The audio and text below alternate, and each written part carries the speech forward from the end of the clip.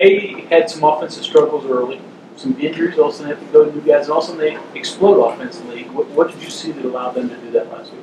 I thought their quarterback kept plays alive. That was the biggest thing. That he ran around the pocket a little bit.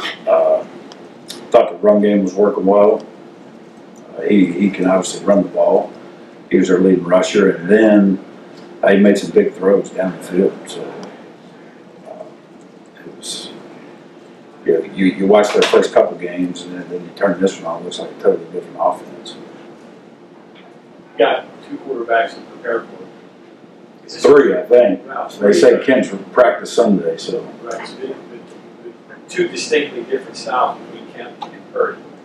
Is there a trap you could fall into if you devote too much time to one guy? How do you go about planning that? Well, obviously we have to be worried about quarterback run game of Purdy. So we're going to have to do our due diligence with that.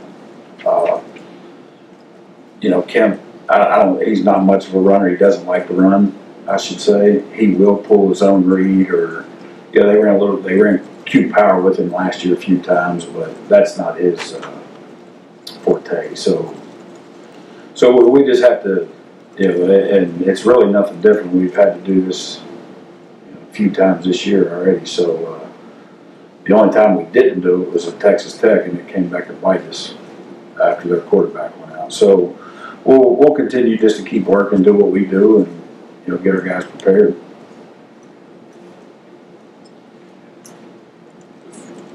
Defensive coordinator, this guy seems to be pretty basic in the way he runs his offense. Also, our running back, work quarterback, and doesn't make a lot of mistakes. How do you respect that? How do you coach something like that when you're trying to cause chaos? Yeah, the one thing that you notice about Iowa State is they're very well coached. They're very disciplined. They don't don't create a lot of stupid penalties. And they're. I like coaching against these guys just because they're really good coaches. They have good schemes. This is a lot better than some of the stuff we see in our league. Actually, it's real football, and it's refreshing to see at times. Number one concern, size of wide receiver. Yeah, they've always had them. Last year they had two other guys that were 6'5", 6'4", 6'6". So hopefully we can tackle them. That's going to be the key. Montgomery, back-to-back years, over 100 yards. He's still day-to-day, according to Matt, as far as playing. What does he bring to them, and what do you have to do to stop him? Well, obviously we have to tackle him. That's the biggest thing. 2 years ago out there, we struggled tackling him. Last year here, we did a pretty good job with it. But he's real elusive. He's a powerful kid. Very rarely do you ever see him go backwards when he gets hit. And he makes a lot of guys miss.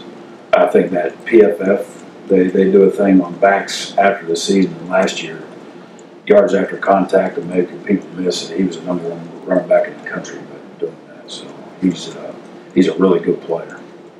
And he doesn't turn the ball over either. I think last year he had one fumble and it was in the bowl game. How do you counter a 6'6" target? I mean, what things do you have to do with Hakeem Bend? We're going to put Norwood on Keith's shoulders and let him cover him that way. Nah, it's well, we got good practice at it. Obviously, Texas Tech, they were big. What we have to do is create confusion for this quarterback and not give him easy throws to that big target. So that's kind of our key every week, and try to create pressure and make quick throws so we can keep him in front of us. If you get in a jump ball situation with him, we're going to lose that. Tony, now that he's had about a month of practice and games under his belt in position, where are you at on the Giovanni Stewart to linebacker sort of transition? I like him. I would say he's probably the smallest linebacker in college football, 193 pounds, I think. But he plays like he's 6'2", 220. So he's energetic. He flies around. He's physical. But really like the way he's progressed. I mean, he's been a big piece to our success over the last few weeks, and don't know if we're going to keep him there next year or not. But I'd say it's going to be hard to talk him into going back to safety. I think he likes it in there. So we'll see where we're at with that. Toys coming back gives you sort of a good problem, I guess. How do you use Pitts this week? That happens. Well, if they're both healthy, we're going to use both of them. Just so we don't run into the same situation we've been in where one guy's playing and he goes down, play 40 or 50, and we have to move another guy in and start moving pieces. So the good thing about Pitts, and we knew that he's a versatile guy that's played both, and right now we'll concentrate on more of him as safety right now. What do we do about replacing hits and rations with a quarter each for the other three to try to get some of the snaps? Yeah, well, Jordan Adams would be the next guy in now. He's our fourth corner at this point. Took a lot of reps last week during practice. So we feel confident that if somebody needs a breather, and, right now we're going to stay with the same three that we've been playing the last few weeks, and Jordan would be that next guy in. When you're facing a true freshman quarterback during his second game, do you try to get more confusing, or do you figure that what you do normally should be confusing enough? Yeah, well, Bob, I'm not real smart. I don't want to confuse myself. So we kind of do what we do, and we'll throw some different looks at him, obviously, that we do every week. But we're just so different. I guess the disadvantage we have this week is Iowa State does a lot of the same stuff we do. So there's a lot of carryover. This kid's probably practiced against all camp, and I don't know if he'll be fazed by that. He seems like he's, that he knows what he's looking at and knows what to do with the football. So just watching him against Oklahoma State last week, he was he made some plays and made them go. Did you find a little bit more help at linebacker last week? Yeah, a little bit. We played Hensley a little bit. Put the younger guys in at the end of the game, and they didn't do too well. So I think they got 10 snaps and gave up a touchdown that I wasn't happy about. But we have to go out and stop people. And usually on Sundays, what I do in our meeting, our defensive meeting, is we'll watch film, and I'll pluck anywhere from 15 to 20 snaps out every Sunday, go over with the whole defense, good and bad. So this week it was the twos, so they got their turn. So those are the only 10 plays we watched, and it wasn't good. Hensley, though, good to see. Yeah, it was good to see him get in. Yeah, he got in the game. It was 21-14, and he held his own in there and looked good. Limited number of snaps you've seen against Power. How was Giovanni and some of those guys handled? Good, really good. Well, you talking about the power play.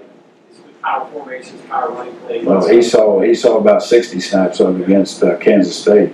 That was his first start, or second start, I guess to say. So, but he handles the pull as well. I mean, he gets knocked down, he jumps right back up, and he's willing.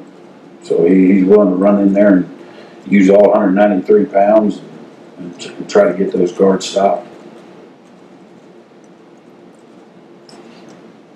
Johnny, you're talking about playing who knows who the quarterback this week. Did you have to see what Hawaii did last week? They put his quarterback didn't play. They put somebody out there in his jersey. Just had him run around and say, "Bobby would play." I'm assuming that would infuriate you. But, Yeah. How? I mean, you mentioned that you practice Sunday. Yeah. I mean, how?